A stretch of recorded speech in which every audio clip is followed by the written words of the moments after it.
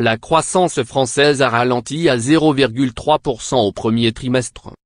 Un chiffre attendu par les économistes et qui ne remet pas en cause la croissance économique prévue pour l'ensemble de l'année 2018, qui devrait bénéficier de l'élan de 2017, 2% de croissance. Légèrement inférieur à la prévision publiée le 20 mars par l'organisme public, qui avait alors tablé sur 0,4% de croissance. Ce chiffre est en revanche conforme à la dernière estimation de la Banque de France et de l'Observatoire français des conjonctures économiques, OFCE.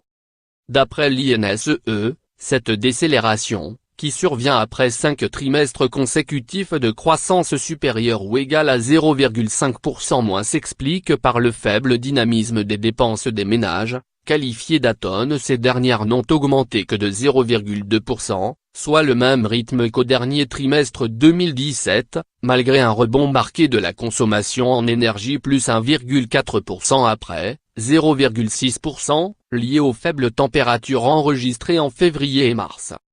Le ralentissement s'explique également par de moindres investissements, tant au niveau des entreprises plus 0,5% après plus 1,6% fin 2017, que des ménages plus 0,5% après plus 0,6%, ajoute l'organisme public.